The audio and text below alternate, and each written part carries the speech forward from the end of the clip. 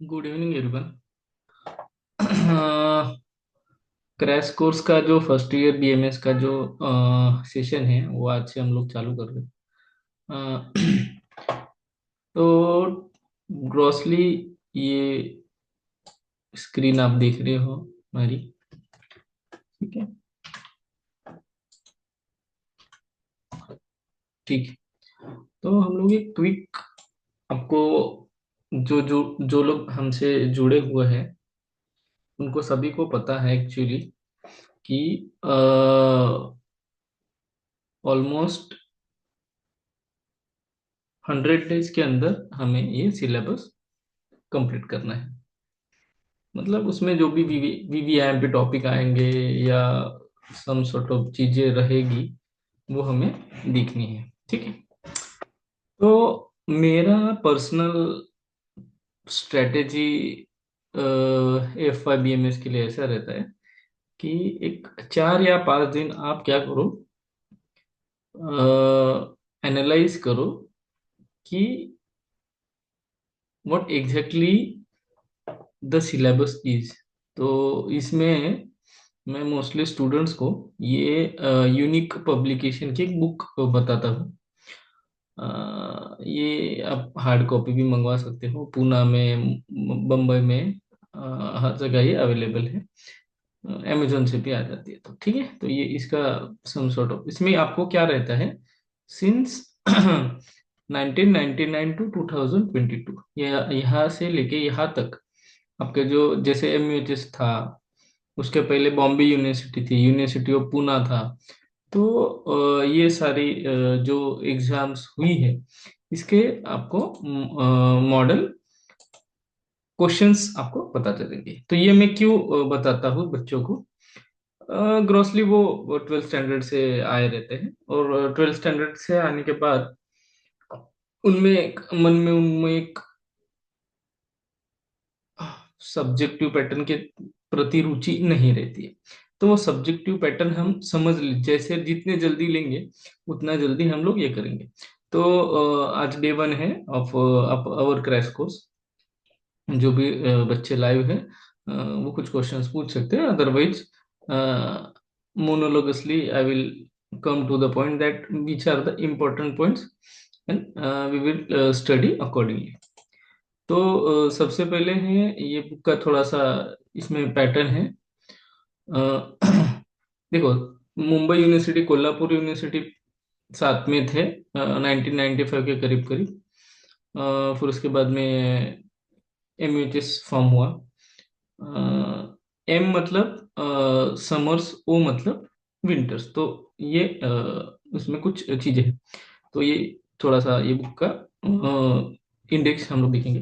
अब देखो, संस्कृत का जो था वो संस्कृत का मैं यहाँ पे ग्रॉसली आपको स्किप करूंगा। संस्कृत के लिए पुजारी सर है, वो आपको कंप्लीटली गाइड करेंगे। ये पुराना सिलेबस था संस्कृत का। मैं पेज वाइज जा रहा हूँ क्योंकि 5 दिन में ये मेरे को आपको एक्सप्लेन करना है। सेकंड सब्जेक्ट आता है पदार्थ विज्ञान का। पदार्थ विज्ञानमध्ये आपल्या मराठीत ऑथर आहेत, त्यांचं नाव आहे डॉक्टर शिवाजी वावड. तर वावडची पुस्तकं जी आहेत ती जनरली क्विक रिव्हिजनसाठी ओळखली जातात, जे मराठी विद्यार्थी आहेत त्यांच्यासाठी. मग त्यामध्ये काही टॉपिक्स आहेत, तर ती याची नावं आहेत. आता हे वाचण्यात आपण वेळ घालवत नाही आहोत. आपण जे आहे डायरेक्ट क्वेश्चन आन्सर्स बघणार आहोत, कारण की आपलं मोठं काय आहे, 5 दिवसांमध्ये महत्वाचे जे काही टॉपिक्स आहेत अ, ते अनालाइज करणं आणि ते एमसीक्यू एलक्यू आपण साधारणतः अभ्यास करणं, जेणेकरून आपल्याला कुठल्या पद्धतीनं अभ्यास करायचा आहे हे पुढचे 100 दिवस. हं? त्यात मोस्टली डेलीच आपलं संवाद होईल. अ, मी प्रयत्न करेन की जेवढे पॉसिबल व्हिडिओज आहेत ते युट्यूबवर पूर्ण टाकेन. अदरवाईज काही त्याच्या 7 मिनिट्स 8 मिनिट्सच्या क्लिप्स तुम्हाला अवेलेबल राहतील. बाकीचं आपल्या टुडेज आयुर्वेदा ऍप्लिकेशनच्या प्लॅटफॉर्मवर सगळं अवेलेबल राहील. तर आपण पुढे जाऊया.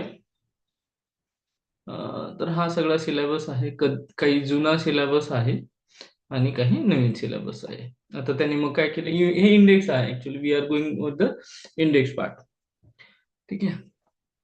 मी हे महत्वाचं नसल्या कारणानं थोडं जरा भरभर घेऊन जातोय. ठीक आहे. हम्म.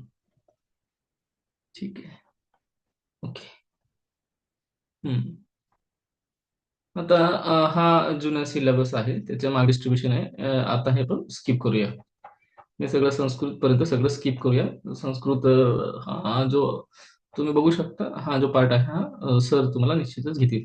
तर पहिला सब्जेक्ट म्हणजे संस्कृत जो आहे तो साधारणतः सीसीएमच्या ह्याच्यात असा असायचा. मी आता भरभर पेजेस डाऊन जातो. संस्कृत नंतर लगेच दुसरा विषय येतो, तो साधारणतः पदार्थ विज्ञान असा आहे. पदार्थ विज्ञान मध्ये जसं मी तर सुरू होईल तसं मी तुम्हाला एक्सप्लेन करतो की कुठल्या टॉपिकवर साधारणतः प्रश्न आलेले आहेत. अजून संस्कृत सुरू है, अभी संस्कृत ही चल रहा है. 5 दिन में हमें एनालाइज करना है, तो आप एकदम मन में प्रसन्नता प्रसन्नता लेके रहिएगा. तो 5 दिन के अंदर मैं एक ग्रॉस पेपर में कैसे क्वेश्चंस फ्रेम होते हैं वो दूंगा. अभी ऐसा नहीं कि मैं आपको सिर्फ क्वेश्चंस ही बताने वाला हूँ. We are working very hard on the model answers completely.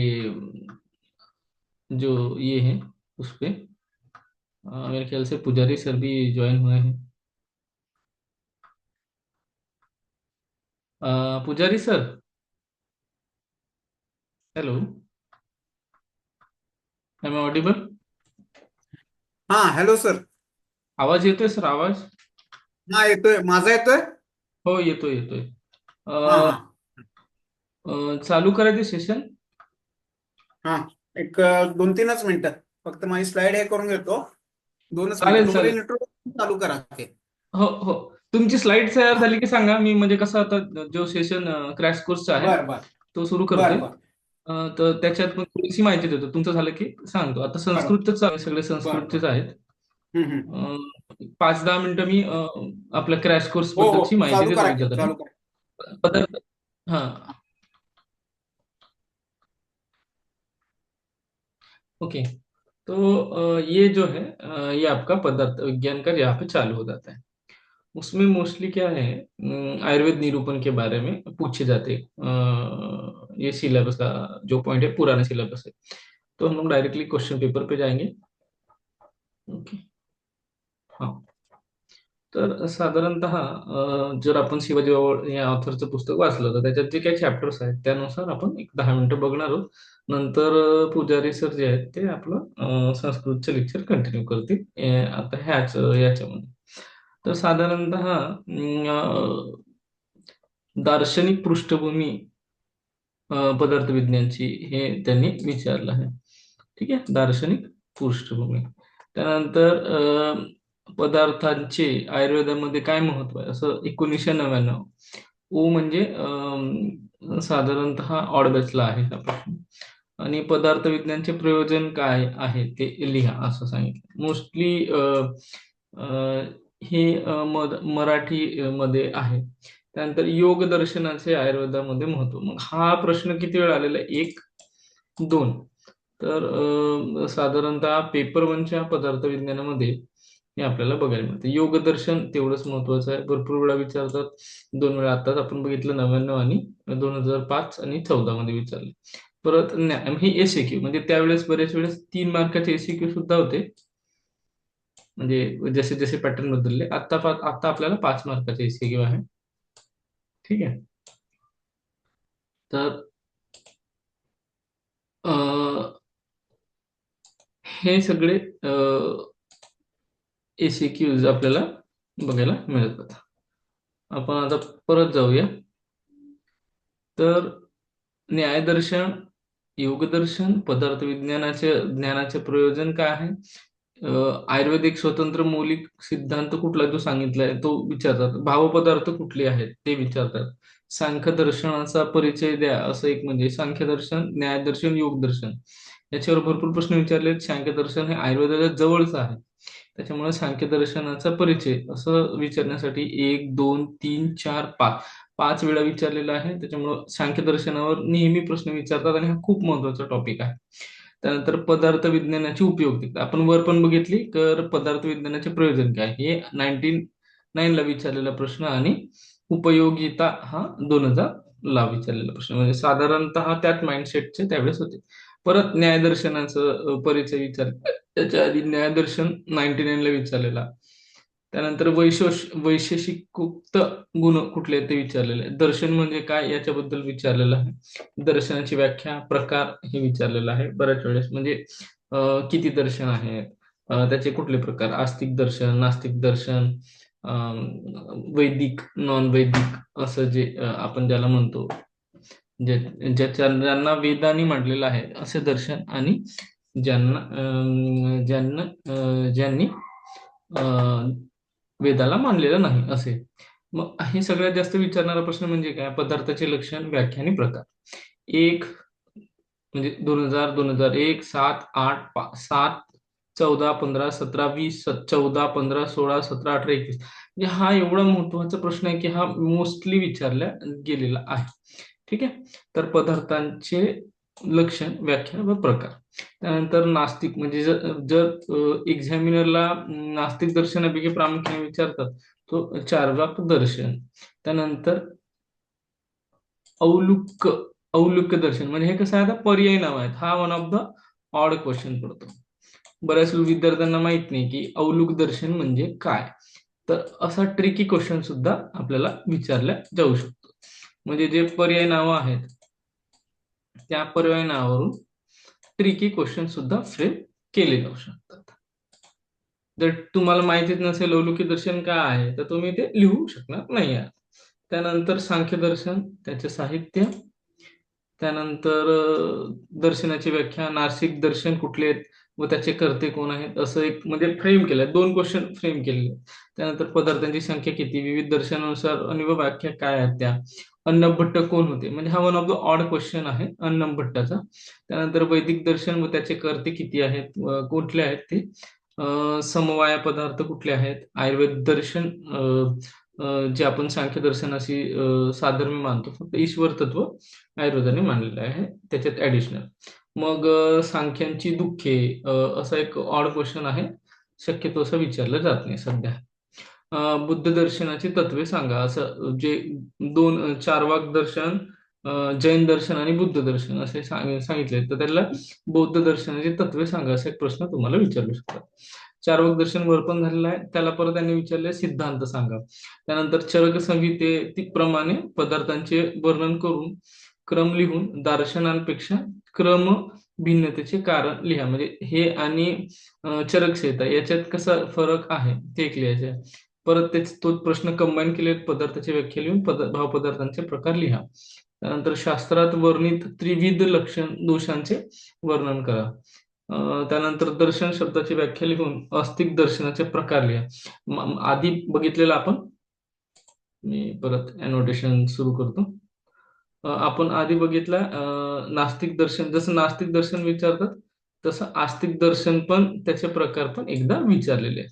म्हणजे मोस्टली अभ्यास करताना ह्या गोष्टींकडे लक्ष द्यायचं आहे की साधारणतः अशा प्रकारचे प्रश्न विचारलेले आहेत. ठीक आहे, पुढे जाऊया आपण.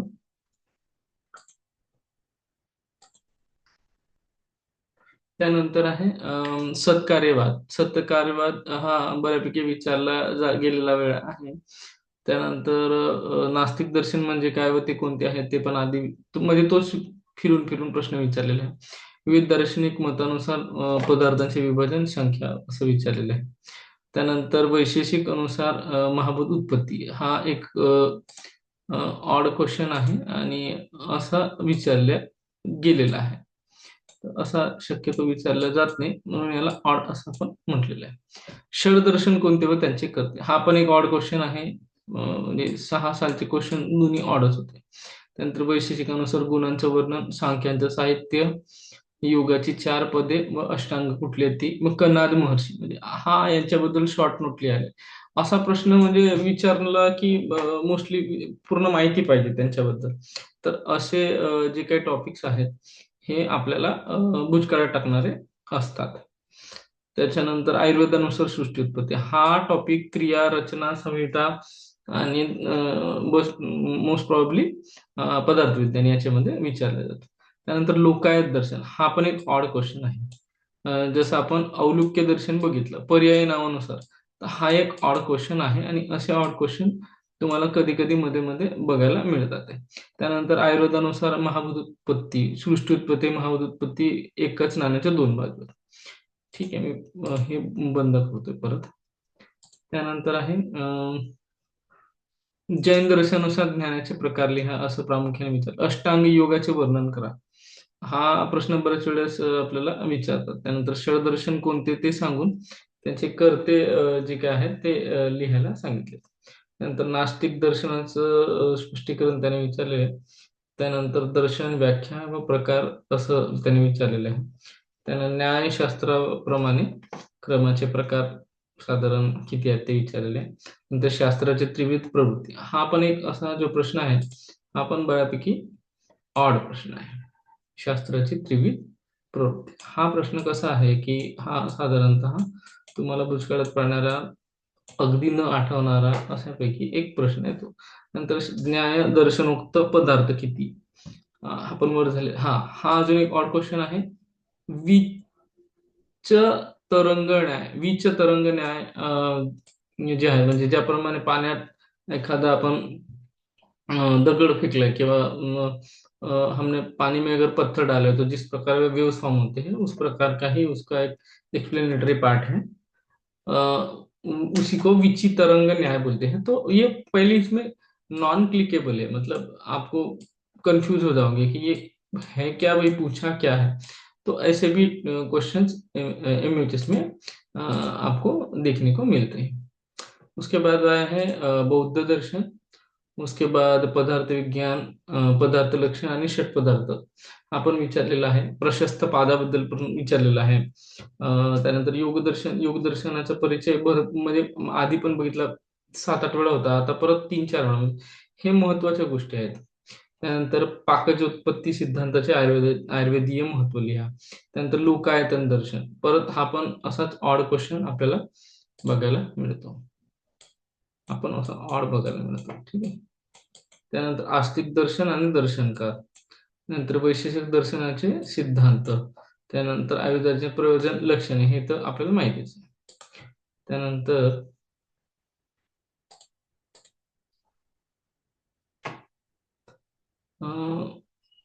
25 तत्वांचे विभाजन सांगितलेले ते पण विचारतात बरेच वेळेस. त्यानंतर सिद्धांत व्याख्या लक्षण प्रकार वर्गीकरण हा प्रश्न क्रियेमध्ये विचारतात.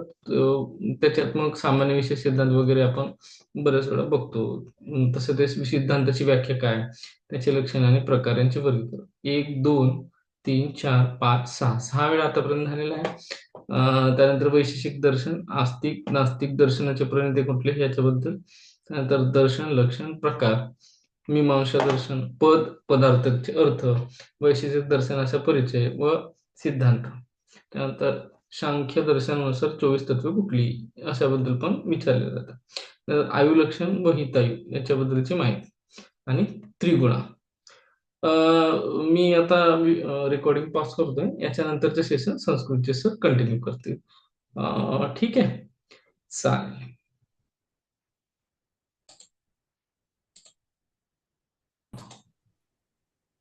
चालेल सर, संस्कृतचं कंटिन्यू करा तुम्ही. ओके.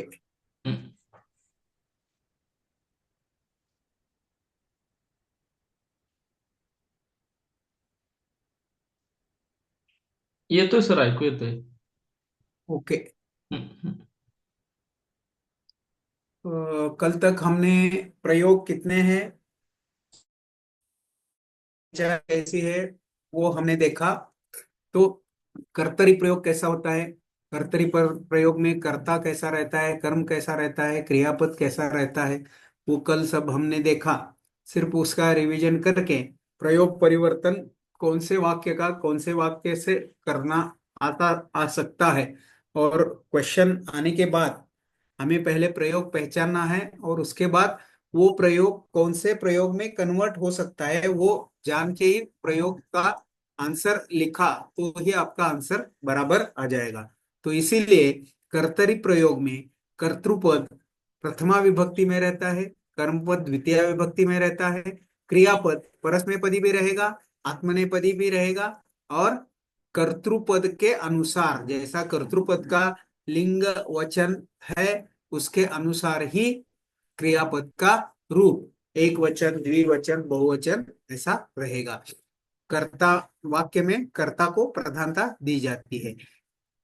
कर्मणि प्रयोग में कर्तृपद तृतीया विभक्ति में रहेगा, कर्मपद प्रथमा विभक्ति में रहेगा, और क्रियापद हमेशा आत्मनेपदी ही रहेगा, और कर्मपद के अनुसार क्रियापद का रूप रहेगा। कर्मपद की जैसी विभक्ति और वचन है उसके अनुसार ही बहुवचन, द्विवचन, एक वचन ऐसे क्रियापद के रूप रहेंगे, यानी प्रत्यय जो हमें लगाने हैं वो प्रत्यय बराबर उसी तरह के लगाने चाहिए। और परस्मय पदी का आत्मनेपदी में कन्वर्शन करने के लिए जो ये जो है वो य बीच में आता है, तो एग्जाम्पल क्रयो करोति का क्रियते जैसे होता है, य का उधर आना, ये इधर मध्य यकार ऐसे लिखा है, और इधर कर्म को प्रधानता दी जाती है।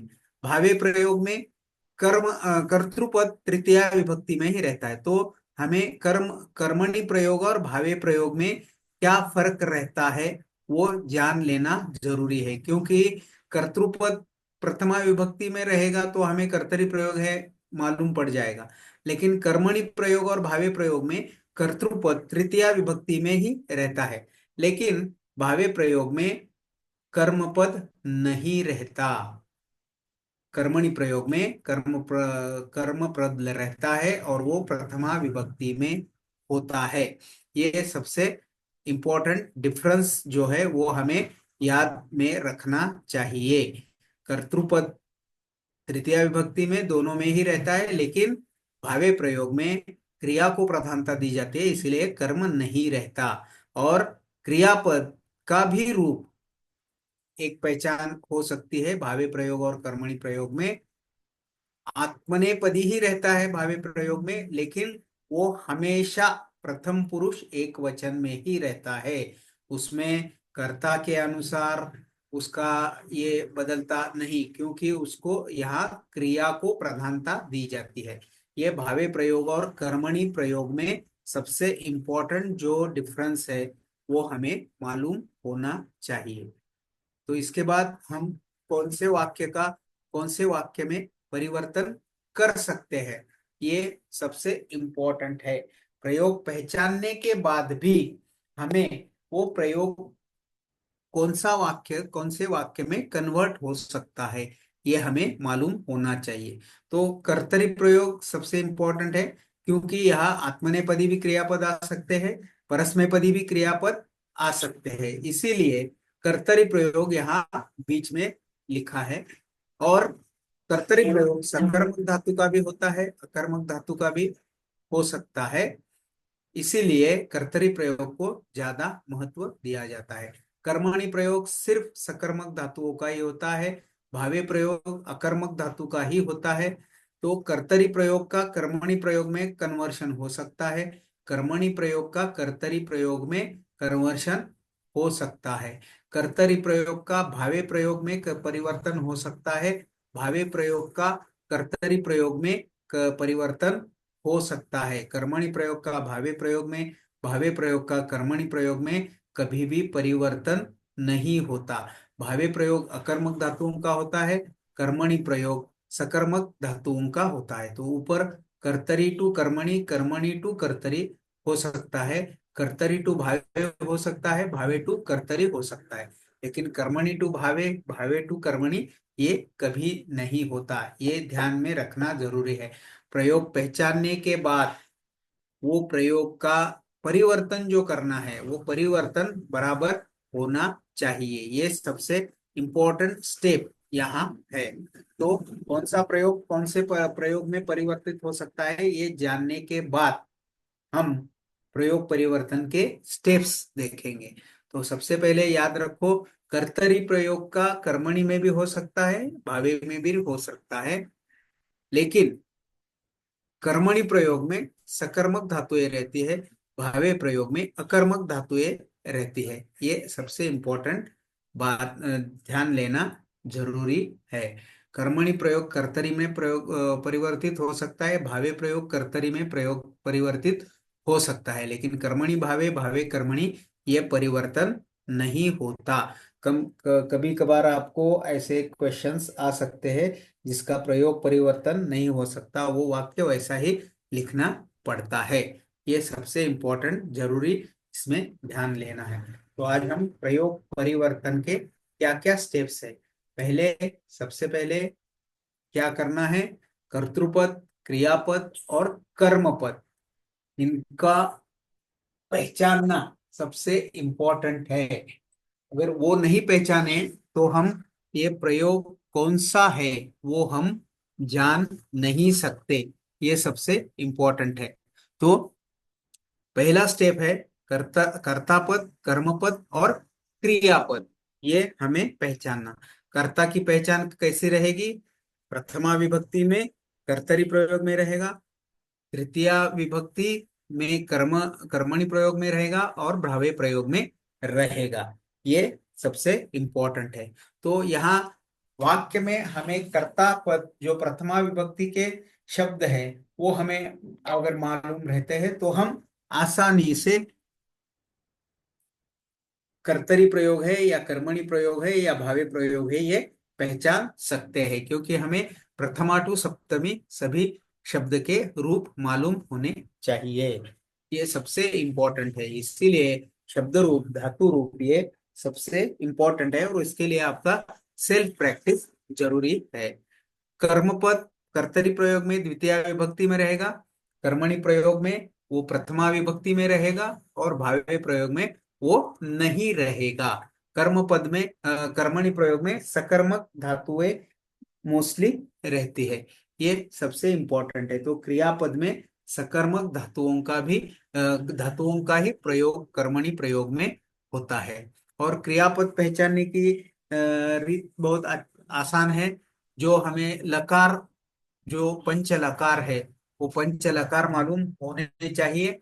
उसके बाद जो अव्ययार्थ ये इसके प्रत्यय जो है कालार्थ प्रत्यय, जो कालार्थ प्रत्यय है त, तवतु, ये प्रत्यय हमें मालूम होने चाहिए। तो इसके आधार पर हम क्रियापद को पहचान सकते हैं। तो लकार और कालार्थ प्रत्यय इनका ज्ञान हमें क्रियापद पहचानने में जरूरी है। तो ये स्टेप 1। उसके बाद स्टेप 2, सभी शब्दों की लिंग, वचन, विभक्ति ये सभी पहचानना जरूरी है, ये सबसे जरूरी है। तीसरी बात है हर एक शब्द का कन्वर्शन करना। तो स्टेप बाय स्टेप हम अगर ये करेंगे तो हमें आसानी से समझ में आ जाएगा।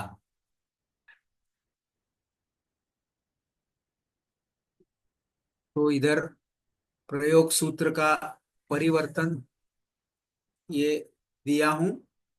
कर्तरी प्रयोग में कर्ता प्रथमा विभक्ति, कर्म द्वितीया विभक्ति, क्रियापद क्रियापद कर्तापद के अनुसार रहता है। ये कर्मणि प्रयोग कर्तरी प्रयोग का सामान्य रचना है। उधर भावे प्रयोग कर्ता और क्रियापद कभी कभी रहेगा। कर्मणि भावे प्रयोग नहीं होता, कर्तरी का कर्मणि में हो सकता है, कर्मणि का कर्तरी में हो सकता है, कर्तरी का भावे में हो सकता है। ये जो मैंने बताया वही इस सूत्र में बताया है। ये जो सभी अभी जो मैंने बताई वो बात स्लाइड पे बताई है। अभी स्टेप बाय स्टेप जो मैंने बताया वो यहाँ है। कर्ता, कर्म, क्रियापद। एक सिंपल वाक्य इधर दिया है, बालहा पाठम पठति। ये कर्तरी प्रयोग में है। क्यों कर्तरी प्रयोग में है, कर्ता प्रथमा विभक्ति में है, कर्म द्वितीय विभक्ति में है और कर्ता के अनुसार कर्म क्रियापद का रूप बदलता है। अगर समझो इधर बाला बालाहा पाठम पठंती ऐसा आ गया होता तो ये अनेक वचन का वाक्य होता। इधर ती अंति ये प्रत्यय लगाया होता तो इधर एक वचन है, इसीलिए उधर पुरुष का भी ती ये प्रत्यय लगा के पठती ये क्रियापद का रूप यूज किया है। तो ये कर्तरी प्रयोग है ऐसे हमने जान लिया। तो अभी उसको कर्मणि प्रयोग में कन्वर्ट करना है। कर्मणि प्रयोग में कन्वर्ट करने के लिए हमें क्या करना है? कर्मणि प्रयोग में कर्ता हमेशा तृतीया विभक्ति में ही रहता है, इसीलिए बाल का तृतीया विभक्ति एक पुरुष एक वचन जो रूप है वो हमें याद रखना है। बालेन ये तृतीया विभक्ति का एक वचन का रूप है, इसीलिए बालेन ऐसा हमने कर्ता पद में परिवर्तन करके लिखा है। उसके बाद कर्म पद प्रथमा विभक्ति में होना चाहिए, इसीलिए वो पाठहा ऐसा उसका रूप प्रथमा विभक्ति एक वचन रूप लिखा, क्योंकि कर्तरी प्रयोग में भी एक वचन रूप है, इसीलिए एक वचन रूप लिखा है। और आत्मनेपदी रूप जो है वो पठ धातु का पठ्य ऐसे आता है। तो पठ्यते आत्मनेपदी के प्रत्यय ते इते अंते ऐसे लगते हैं, इसीलिए पठ्यते ऐसा रूप इधर लग गया। तो बालेन पाठः पठ्यते ये कर्मणि प्रयोग में उसका परिवर्तन हो गया। बाल पाठम पठति, बालेन पाठः पठ्यते। इधर पाठ को ज्यादा महत्व दिया है, कर्ता के जगह कर्म को महत्व दिया है। तो ऐसा हम कर्तरी से कर्मणि प्रयोग में परिवर्तन कर सकते हैं। कर्ता का रूप बदलना और कर्म का एक वचन रूप करना और आत्मनेपदी रूप में कन्वर्शन करना, ये सबसे इंपॉर्टेंट है। तो कर्मणि और भावे प्रयोग समझने के लिए हमें सकर्मक अकर्मक ये जो व्यवस्था है ये व्यवस्था थोड़ी समझ में रखनी चाहिए। सकर्मक धातु किसे बोलते हैं? तो सकर्मक धातु की क्षमता एबिलिटी टू टेक कर्म ऐसे बताया है, यानी अगर कर्म सूचित नहीं भी किया होगा तो हम उसका अनुमान से अर्थ लगा सकते हैं। फॉर एग्जाम्पल पठ धातु है, पठते पढ़ाई कर रहा है। किसकी पढ़ाई कर रहा है? वो हम ग्रंथ की पढ़ाई कर रहा है या परीक्षा की पढ़ाई कर रहा है, वो हम जान सकते हैं, इसीलिए उसको सकर्मक धातु माना गया है। और अकर्मक धातु में क्या रहता है? उसको कर्म को व्यक्त करने की शक्ति नहीं रहती, यानी हमें उसका उत्तर प्राप्त नहीं होता। फॉर एग्जाम्पल स्ना धातु, स्ना क्यों हम नहाते हैं, क्यों नहाते हैं, किस लिए नहाते हैं, इसका हमने डायरेक्ट हम उसका आंसर नहीं पहचान सकते। आरोग्य के लिए नहाते हैं ये ठीक है, लेकिन अगर सिर्फ स्ना धातु में कर्तरी प्रयोग में उसका यूज किया तो कौन नहा रहा है, कैसे नहा रहा है, इसका हम समाधान नहीं ढूंढ सकते हैं। तो इसीलिए उसको अकर्मक धातु ऐसे बताया है। तो सकर्मक अकर्मक ये पहचानने के बाद हमें कर्मणि और भावे प्रयोग आसानी से समझ में आ जाएंगे। तो कर्तरी का कर्मणि में प्रयोग करना, कर्मणि का कर्तरी का भावे में प्रयोग करना, इसमें सबसे इंपॉर्टेंट क्या है, धातु का रूप जो है, क्रियापद का रूप जो है वो बराबर हमें लिखना है। तो वो लिखने के लिए क्या इंपॉर्टेंट है, परस्मैपदी धातु हो तो उसको आत्मनेपदी में कन्वर्ट करने के लिए क्या करना है, ये वर्ण लेकर आत्मनेपदी प्रत्यय उसको जोड़ना है। आत्मनेपदे के जो 9 प्रत्यय है वो हमें इसमें याद रखने चाहिए, क्योंकि वहां कर्म के अनुसार, क्रिया के अनुसार वचन कौन सा है उसके अनुसार हमें वो लगाने पड़ते हैं। तो ते, इते, अंते, से, ध्वे, वहे जो है वो हमें याद रखना जरूरी है। तो आत्मनेपदी, परस्मैपदी से आत्मनेपदी में हम वो क्रियापद को कन्वर्ट कर सकते हैं। तो ये कन्वर्शन कर्मणि प्रयोग और भावे प्रयोग में सबसे इंपॉर्टेंट है। इसीलिए कर्मणि प्रयोग में पहले सकर्मक, अकर्मक, सकर्मक धातुओं का ही कर्मणि प्रयोग होता है, अकर्मक धातुओं का भावे प्रयोग के वाक्य में उपयोग होता है। ये सबसे इंपॉर्टेंट बात याद रखनी चाहिए। तो यत धातु का अगर कर्मणि प्रयोग में यूज करना है तो यत्यते, त्वर धातु का अगर यूज करना है तो त्वरियते, ऐसे हमें उसके रूप बनाने पड़ते हैं। सब इंपॉर्टेंट धातु के आत्मनेपदी रूप यहाँ दिखाई दे रहे हैं। पा धातु का पीयते, मा धातु का मीयते, स्था धातु का स्थीयते, ऐसे होता है।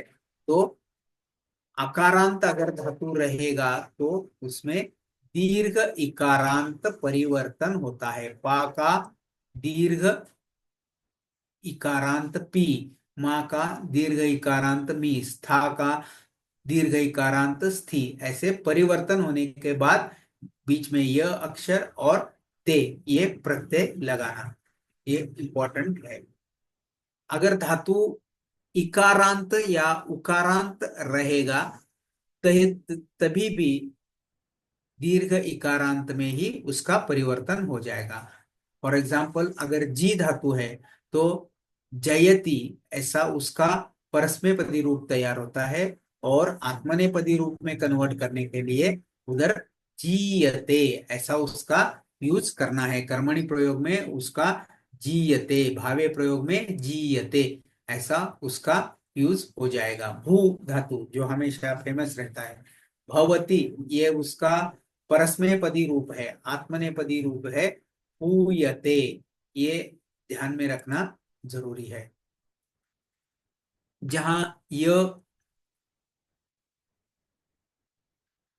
यकार अगर रहता है, इकार अगर रहता है, उकार अगर रहता है, उकार, रफ, ऐसे अगर रहते हैं तो इसमें य की जगह ई, व की जगह उ, रु की जगह हु, रु दीर्घ रु की जगह रु, ऐसा शब्द परिवर्तन होता है। ये सभी संधि और समास, संधि के जो रूल्स है, ये संधि के रूल्स जिसे मालूम है उनको ये आसानी से समझ में आ जाएगा। तो ये विशेष रूप है।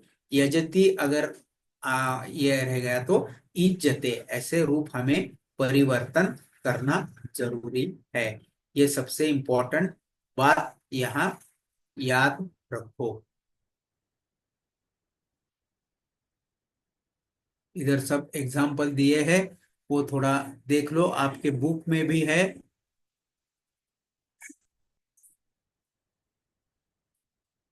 सेव धातु, सेव्यते, सेव्यते, सेव्यन्ते, सेव्यसे, सभी ये आत्मनेपदी रूप है।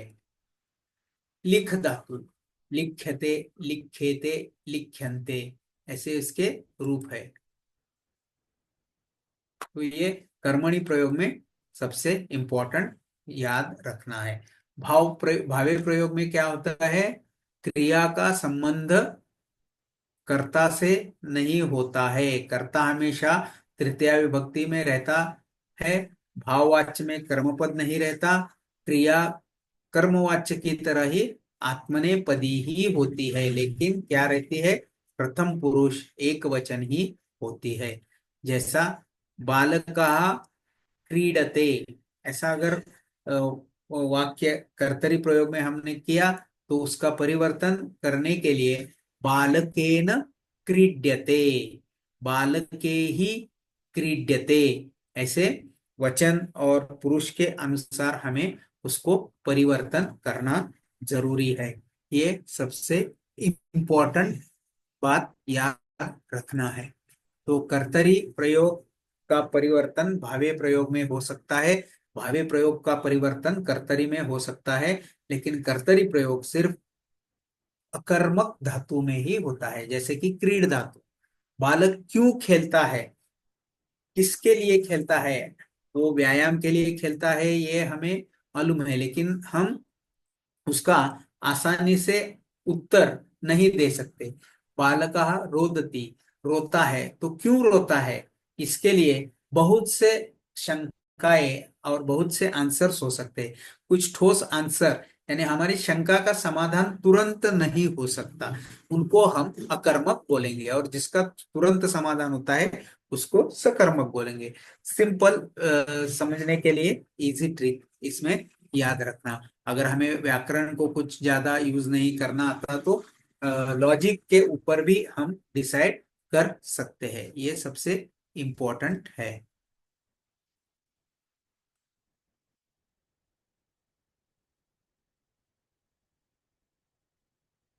तो तो तू, ये जो रहता है ये भी सबसे इम्पोर्टेंट है, क्योंकि तू प्रयोग से कुछ अगर वाक्य आ गए तो उसका परिवर्तन कैसे करना है वो हमें याद रहने चाहिए। फॉर एग्जाम्पल, कर्तृवाच्य बालकः पुस्तकम पठितवान, इधर तौतु प्रत्यय आ गया है, तो उसका कर्मवाच्य में प्रयोग करने के लिए त प्रत्यय लगाने से उसका हम आंसर लिख सकते हैं। बालकेन ग्रंथः पठितः, बालकाः पुस्तकानि पठितवन्तः, बालकेन पुस्तकम पठितम, बालकेन पठितम, ऐसा ये सबसे इम्पोर्टेंट ध्यान में रखना है। कौन से आत्मनेपदी है, कौन से परस्मैपदी है, कौन से सकर्मक धातु है, कौन से अकर्मक धातु है, इसका थोड़ा सा एग्जाम्पल इधर दिया हूं। परस्मैपदी पठति, खादसी, नमामि, तरंती, वद्यः, ये परस्मैपदी है। आत्मनेपदी भजते, शोभन्ते, यतामहे, वंदे, से, ऐसे प्रत्यय, ये प्रत्यय के आधार पर हम आत्मनेपदी परस्मैपदी जान सकते हैं। और सकर्मक और अकर्मक, ये थोड़ा सा समझने के लिए मैं अभी जो बोला, जिसका शंका समाधान तुरंत हो सकता है उसको सकर्मक बोलते हैं, जिसका समाधान तुरंत नहीं हो सकता या पॉसिबिलिटीज ज्यादा रहती है तो उसे अकर्मक कहेंगे। फॉर एग्जाम्पल, पठती, क्यों पढ़ता है, पढ़ाई करने के लिए पढ़ता है, आसानी से आंसर हमें मिलता है, इसीलिए वो सकर्मक है। खादती, यानी वो वाक्य में आ गया तो हमें उसका आंसर अपने आप मिल जाएगा।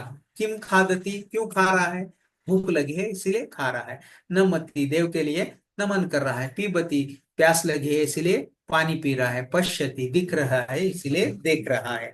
ऐसे हम सकर्मक क्रियापद बोल सकते हैं। तो पठ धातु, आद धातु, नम धातु, पा धातु और द्रु धातु, ये हम सकर्मक बोल सकते हैं। हस धातु, भू धातु, अ, स्था धातु, उसको हम अकर्मक बोल सकते हैं। हसति, धावति, अस्ति, उत्तिष्ठति, उपविशति, ये अकर्मक धातु है। ये सबसे इम्पोर्टेंट प्रयोग में ध्यान रखना जरूरी है। यहाँ प्रयोग परिवर्तन में सामान्य पद और विशिष्ट पद, ये जो दिया है ये सबसे इम्पोर्टेंट चार्ट है, ये सबसे इम्पोर्टेंट चार्ट है। ये चार्ट याद रखो, अभी सिर्फ 1 ही मिनट रह गया है, परिवर्तन के लिए काम में आ जाएगा।